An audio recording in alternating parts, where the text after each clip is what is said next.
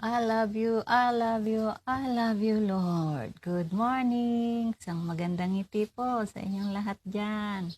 Ito na, yung mga nag-aabang po tungkol sa panaginip. Tubig po ang ating papaliwanag ngayon, ang kahulugan ng tubig sa panaginip. Kung kayo po ay nanaginip na bumabaha, ang ibig pong sabihin yan ay kalamidad. May parating po tayong kalamidad. Kung naman po kayo ay nanaginip na tubig sa batis umaapaw, ang ibig pong sabihin yan ay may darating sa inyong swerte. Kaya ibig sabihin, swerte, kahit anong swerte, pwede po kayong magtaya sa loto, magbingo, para po kayong magkaroon ng swerte.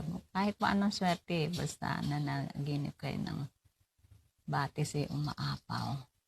Yun lang po, salamat po, I love you all.